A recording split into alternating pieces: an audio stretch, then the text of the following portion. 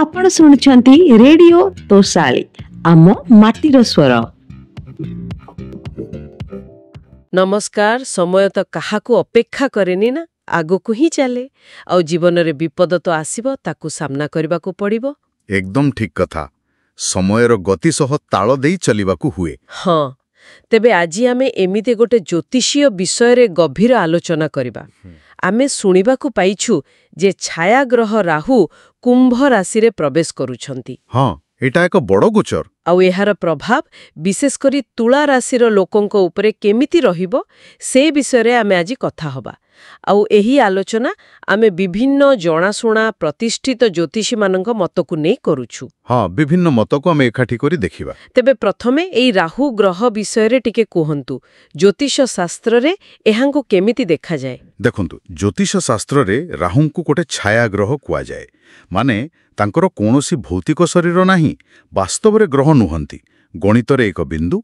अच्छा, छाया ग्रह। हाँ, किंतु तांकर प्रभाव बहुत बेसी। तांकू दुखर कारक, अशुभ, पापी ग्रह भी कुआ जाए।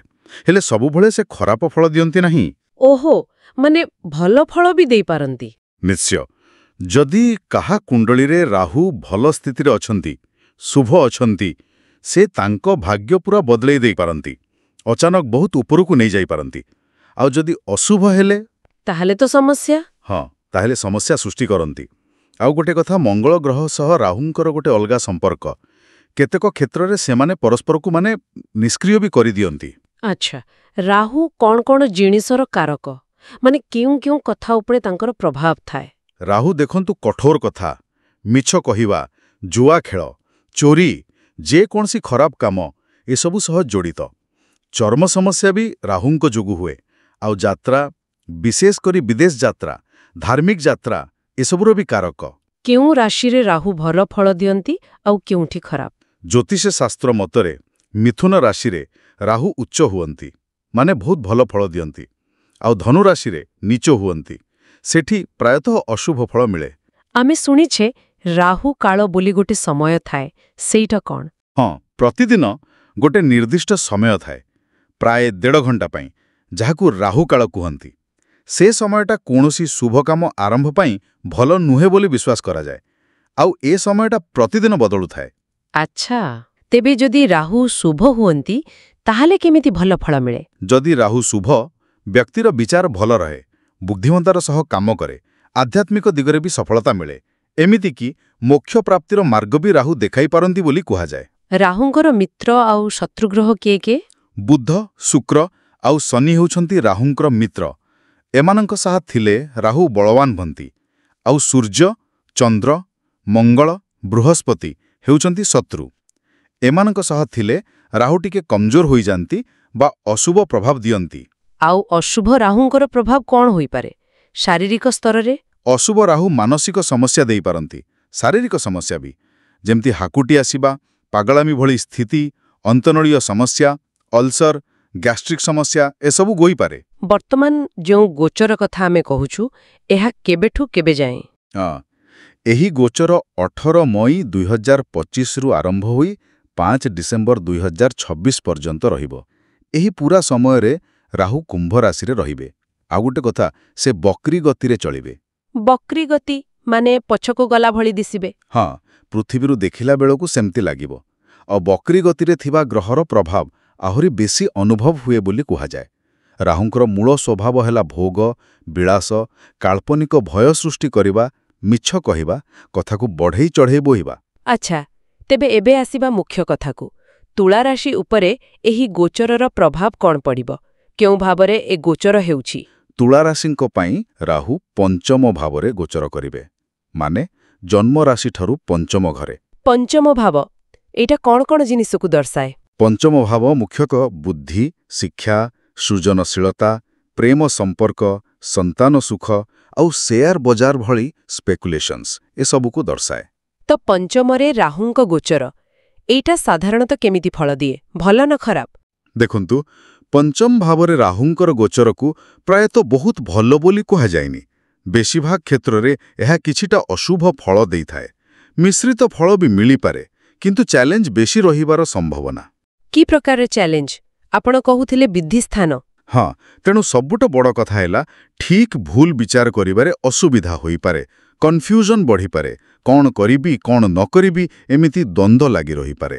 ତାହେଲେ ଆର୍ଥିକ କ୍ଷତିର ସମ୍ଭାବନା ଅଛି କି? ହଁ, ଆର୍ଥିକ କ୍ଷତି ହୋଇପାରେ, ଅପ୍ରତ୍ୟାଶିତ ଭାବେ ଖର୍ଚ୍ଚ ବଢ଼ିଯାଇପାରେ, ସନ୍ତାନ ପକ୍ଷରୁ କିଛି କଷ୍ଟ ବା ଚିନ୍ତା ଆସିପାରେ। ପ୍ରେମ ସମ୍ପର୍କ ବିଷୟରେ କ'ଣ କହିବେ? ପ୍ରେମ ସମ୍ପର୍କରେ ବି ଅଶାନ୍ତି ଦେଖାଦେଇପାରେ, ଅପମାନ ମିଳିବାର ସମ୍ଭାବନା ବି ରହିଛି, ଏମିତିକି କିଛି କ୍ଷେତ୍ରରେ ସମ୍ପର୍କ ଭାଙ୍ଗିଯିବାର ସ୍ଥିତି ବି ଆସିପାରେ। ବିବାହିତ ଲୋକମାନେ ବି ସତର୍କ ରହିବା ଦରକାର, ସନ୍ତାନମାନଙ୍କ ସହ ଦୂରତା ବଢ଼ିପାରେ। ଏସବୁ ତ ନକାରାତ୍ମକ ଦିଗ ହେଲା। କିଛି ଭଲ ହେବାର ସମ୍ଭାବନା ନାହିଁ କି ଯଦି କାହା ଜନ୍ମକୁଣ୍ଡଳୀରେ ରାହୁ ଭଲ ଥିବେ? ନିଶ୍ଚୟ ଅଛି। ଯଦି ଜନ୍ମକୁଣ୍ଡଳୀରେ ରାହୁ ଶୁଭ ସ୍ଥିତିରେ ଅଛନ୍ତି, ତେବେ ଏହି ସମୟରେ କିଛି ଭଲ ଫଳ ବି ମିଳିପାରେ। ଯେମିତିକି ସଟ୍ଟା ବା ସେୟାର ବଜାର ଆଡ଼କୁ ମନ ବଳିପାରେ, ଆଉ ସେଥିରୁ ହଠାତ୍ ଲାଭ ବି ହୋଇପାରେ। ଆଚ୍ଛା, ଆଉ? ପ୍ରସିଦ୍ଧି ମିଳିପାରେ, ଲୋକେ ଜାଣିବେ, କିନ୍ତୁ ଏହା ସହ ଅହଙ୍କାର ବି ବଢ଼ିପାରେ। ସେଥିପ୍ରତି ସତର୍କ ରହିବାକୁ ପଡ଼ିବ। ଶିକ୍ଷା କ୍ଷେତ୍ରରେ ବା ବ୍ୟବସାୟ କ୍ଷେତ୍ରରେ କ'ଣ କରିବେ ସେ ନେଇ ଦ୍ୱନ୍ଦ୍ୱ ହେଲେ ବି ପରେ ବହୁତ ପରିଶ୍ରମ କଲେ ସଫଳତା ମିଳିବ। ପ୍ରେମ ସମ୍ପର୍କ ପାଇଁ ଭଲ କ'ଣ ହୋଇପାରେ? ଯେଉଁମାନେ ପ୍ରେମ ସମ୍ପର୍କରେ ଅଛନ୍ତି ତାଙ୍କ ଭିତରେ ଉତ୍ସାହ ବଢ଼ିପାରେ। ଯେଉଁମାନେ ଏକା ଅଛନ୍ତି ତାଙ୍କ ଜୀବନରେ ନୂଆ ସମ୍ପର୍କ ଆସିପାରେ। ହେଲେ ବିବାହିତ ଲୋକଙ୍କ ପାଇଁ ଅବୈଧ ସମ୍ପର୍କର ଆଶଙ୍କା ବି ରହିଛି, ତେଣୁ ବହୁତ ସାବଧାନ ରହିବା ଦରକାର। ଆଉ ଧନ ସମ୍ପତ୍ତି କ୍ଷେତ୍ରରେ? ହଠାତ୍ ଧନ ବା ଐଶ୍ୱର୍ଯ୍ୟ ବୃଦ୍ଧିର ଯୋଗ ବି ବନିପାରେ। ସନ୍ତାନ ପ୍ରାପ୍ତିର ସମ୍ଭାବନା ବି ଅଛି। କୀର୍ତ୍ତି ଓ ଯଶ ମିଳିପାରେ। ଯେଉଁମାନେ ବେରୋଜଗାର ଅଛନ୍ତି ତାଙ୍କୁ ରୋଜଗାର ମିଳିପାରେ। ମୋଟାମୋଟି ଭାଗ୍ୟ ଆଉ ଲାଭରେ ବୃଦ୍ଧି ହୋଇପାରେ। ଏପରିକି ବିବାହ ଯୋଗ ବି ବନିପାରେ। ଏତେ ସବୁ ଭଲ କଥା ବି ଅଛି, କିନ୍ତୁ ମାନସିକ ସ୍ଥିତି କେମିତି ରହିବ? କିଛି ଚାପ ରହିବ କି? ହଁ, ସେଇଟା ଗୋଟେ ମୁଖ୍ୟ କଥା। ରାହୁ ପଞ୍ଚମରେ ଥିଲେ ବି ତାଙ୍କର ନବମ ଦୃଷ୍ଟି ପଡ଼ୁଛି ପ୍ରଥମ ଭାବ ଉପରେ, ମାନେ ନିଜ ରାଶି ତୁଳା ଉପରେ। ତେଣୁ ମାନସିକ ଚାପ ତ ରହିବ, କିଛିଟା ଅସ୍ଥିରତା, ଚିନ୍ତା ବଢ଼ିପାରେ। ବର୍ତ୍ତମାନ ସ୍ୱାସ୍ଥ୍ୟ ଦିଗରୁ ଦେଖିବା, କ'ଣ ପ୍ରଭାବ ପଡ଼ିପାରେ? ଦେଖନ୍ତୁ, ପଞ୍ଚମ ଭାବ ସନ୍ତାନର ସ୍ଥାନ, ତେଣୁ ପୁତ୍ର ସନ୍ତାନଙ୍କ ସ୍ୱାସ୍ଥ୍ୟରେ କିଛି ସମସ୍ୟା ଦେଖାଦେଇପାରେ ବା ସେମାନେ କୌଣସି କାରଣରୁ କଷ୍ଟ ପାଇପାରନ୍ତି। ଆଉ ମହିଳାମାନଙ୍କ ପାଇଁ? ମହିଳାମାନଙ୍କ କ୍ଷେତ୍ରରେ ସ୍ତ୍ରୀ ରୋଗ ମାନେ ଗର୍ଭାଶୟ ସମ୍ବନ୍ଧୀୟ କିଛି ସମସ୍ୟା, ସନ୍ତାନ ପ୍ରାପ୍ତିରେ ବିଳମ୍ବ କିମ୍ବା ହର୍ମୋନାଲ ଅସନ୍ତୁଳନ ଭଳି ସମସ୍ୟା ଦେଖାଦେଇପାରେ। ସାଧାରଣ ଭାବେ ସମସ୍ତଙ୍କ ପାଇଁ ଆଉ କିଛି ସ୍ୱାସ୍ଥ୍ୟ ସମସ୍ୟା?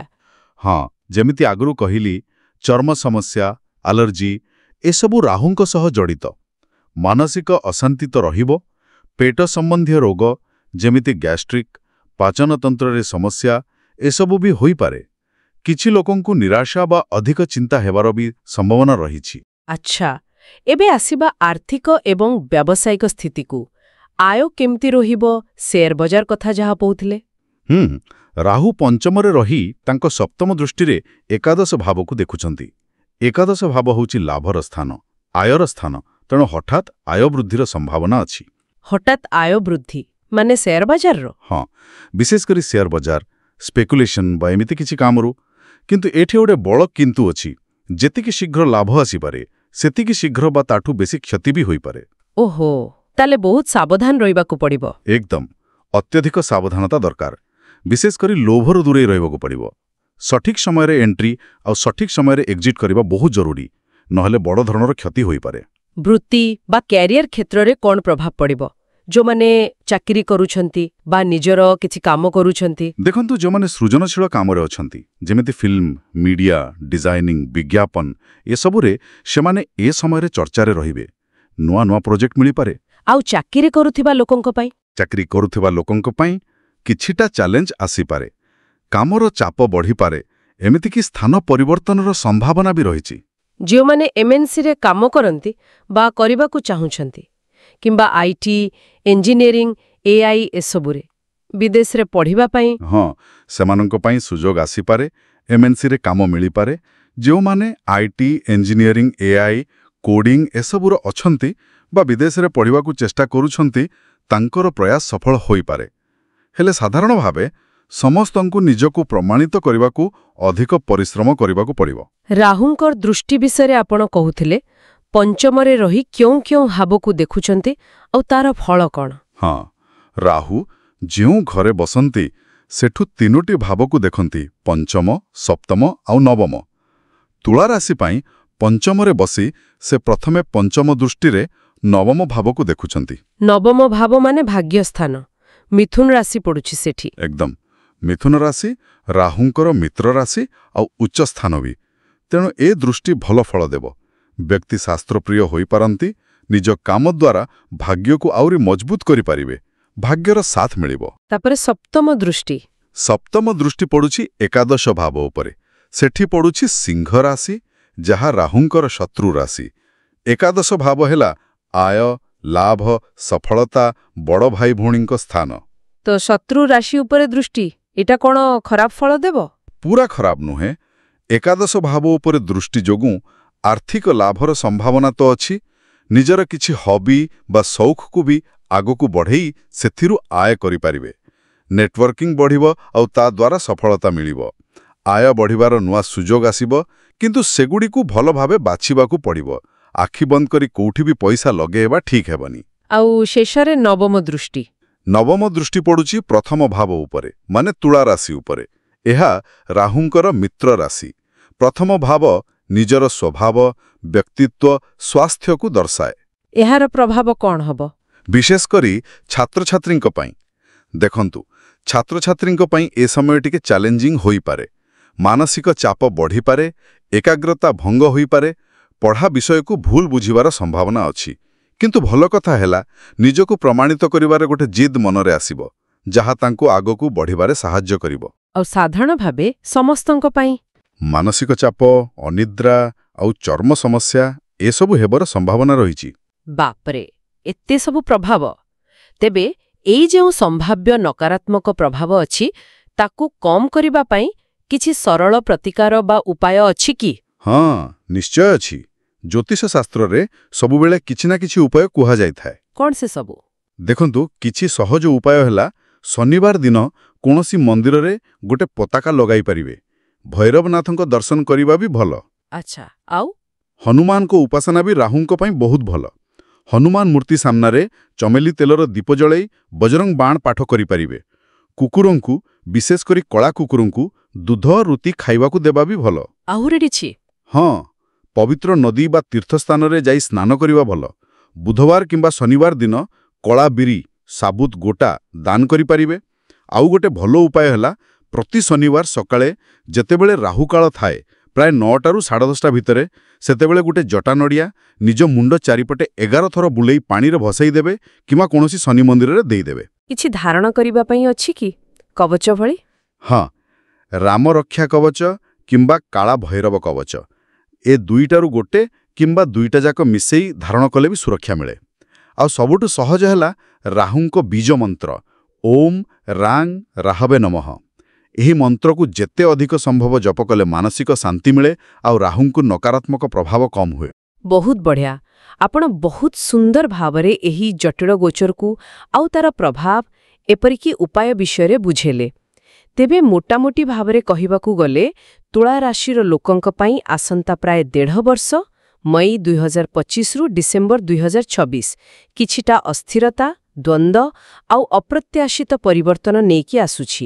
ହଁ, ଏହା ସତ। କିନ୍ତୁ ତା ସହିତ ନୂଆ ସୁଯୋଗ, ହଠାତ୍ ଲାଭ ଆଉ ସୃଜନଶୀଳତାର ସମ୍ଭାବନା ବି ରହିଛି। ଏକଦମ ଠିକ୍। କିନ୍ତୁ ଗୋଟେ କଥା ସବୁବେଳେ ମନେ ରଖିବା ଦରକାର, ଏ ଯାହା ବି ଆମେ ଆଲୋଚନା କଲେ, ଏହା ଏକ ସାଧାରଣ ଗୋଚର ଫଳ। ମାନେ ଏହା ସମସ୍ତ ତୁଳା ରାଶିଙ୍କ ପାଇଁ ଏକ ସାଧାରଣ ଫଳାଦେଶ। ହଁ, ବ୍ୟକ୍ତିଗତ ସ୍ତରରେ ଫଳ ବଦଳିପାରେ ନା? ନିଶ୍ଚୟ। ପ୍ରକୃତରେ କାହା ଜୀବନରେ କ'ଣ ଘଟିବ, ତାହା ତାଙ୍କ ନିଜ ଜନ୍ମକୁଣ୍ଡଳୀରେ ବାକି ଗ୍ରହମାନେ କେଉଁଠି ଅଛନ୍ତି, କେମିତି ଅଛନ୍ତି, ବର୍ତ୍ତମାନ କେଉଁ ମହାଦଶା ଅନ୍ତର୍ଦଶା ଚାଲିଛି, କିଛି ବିଶେଷ ଯୋଗ ଅଛି କି ନାହିଁ, ଏସବୁ ଉପରେ ନିର୍ଭର କରେ।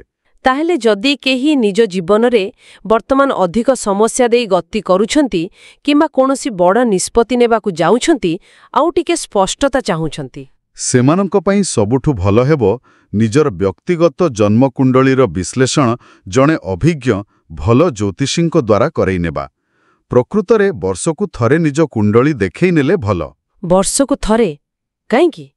କାରଣ ସେଥିରୁ ଜଣାପଡ଼େ କେଉଁ ସମୟଟା ଆପଣଙ୍କ ପାଇଁ ଭଲ ଅଛି, ସେତେବେଳେ ଅଧିକ ଚେଷ୍ଟା କରିବେ, ଆଉ କେଉଁ ସମୟରେ ଟିକେ ସାବଧାନ ରହିବା ଦରକାର, ଏହାଦ୍ୱାରା ଆଗାମୀ ସମୟ ପାଇଁ ଗୋଟେ ସଠିକ୍ ମାର୍ଗଦର୍ଶନ ମିଳିଯାଏ ଆଉ ଆମେ ସମ୍ଭାବ୍ୟ ସମସ୍ୟା ପାଇଁ ପ୍ରସ୍ତୁତ ରହିପାରିବା। ଆଉ ଆଜିକାଲି ତ ଦୂରରେ ଥାଇ ବି ପରାମର୍ଶ ନେଇ ହେଉଛି ନା? ହଁ, ବିଲକୁଲ। ଟେଲିଫୋନ୍ କିମ୍ବା ଭିଡିଓ କନଫରେନ୍ସିଂ ମାଧ୍ୟମରେ ବି ଏବେ ଭଲ ଭାବରେ କୁଣ୍ଡଳୀ ବିଶ୍ଳେଷଣ କରାଯାଇପାରୁଛି। ତେବେ ଶେଷରେ ଆମ ଶ୍ରୋତାମାନଙ୍କୁ ଆମେ ଏତିକି କହିବାକୁ ଚାହିଁବୁ ଯେ ଏହି ଜ୍ୟୋତିଷୀୟ ବିଶ୍ଳେଷଣକୁ ଭବିଷ୍ୟତର ଏକ ସମ୍ଭାବ୍ୟ ରୂପରେଖା ଭାବେ ଦେଖନ୍ତୁ। ଏହାକୁ ନେଇ ଭୟଭୀତ ହେବାର କୌଣସି କାରଣ ନାହିଁ। ହଁ, ଏ ଜ୍ଞାନ ସଚେତନତା ପାଇଁ, ପ୍ରସ୍ତୁତି ପାଇଁ ଏହା ଆମକୁ ସଚେତନ ରହିବାକୁ ଆଉ ଆମ ନିଷ୍ପତ୍ତିଗୁଡ଼ିକୁ ଅଧିକ ବୁଝି ବିଚାରି ନେବାକୁ ପ୍ରେରଣା ଦେଇପାରେ। ବୋଧେ ରାହୁଙ୍କର ଏହି ଭ୍ରମର ମାୟା ଭିତରେ ନିଜର ବାସ୍ତବ ସତ୍ୟକୁ ଖୋଜି ପାଇବାଟା ହିଁ ଏହି ସମୟର ସବୁଠୁ ବଡ଼ ଆହ୍ୱାନ ଆଉ ସୁଯୋଗ ହୋଇପାରେ। କ'ଣ କହୁଛନ୍ତି? ଏକଦମ। ନିଜ ଭିତରର ସତ୍ୟକୁ ଚିହ୍ନିବା ହିଁ ପ୍ରକୃତ ସମାଧାନ। ତେବେ ଏହି ଏପିସୋଡରୁ ଆପଣ କ'ଣ ଶିଖିଲେ? ତଳେ କମେଣ୍ଟରେ ଲେଖି ଆମକୁ ଜଣାନ୍ତୁ। ତା ସଙ୍ଗେ ସଙ୍ଗେ ଆଉ କୋଉ ବିଷୟରେ ଆପଣ ଜାଣିବାକୁ ଚାହୁଁଛନ୍ତି ତାହା ମଧ୍ୟ ଜଣାନ୍ତୁ। ଦେଖାହେବା ଆଉ ଗୋଟେ ଇନଫର୍ମେଟିଭ ଏବଂ ଇଣ୍ଟରେଷ୍ଟିଂ ଏପିସୋଡ ମାଧ୍ୟମରେ। ରହିଲୁ, ନମସ୍କାର। ଆପଣ ଶୁଣୁଛନ୍ତି ରେଡିଓ ତୋଷାଳୀ, ଆମ ମାଟିର ସ୍ୱର।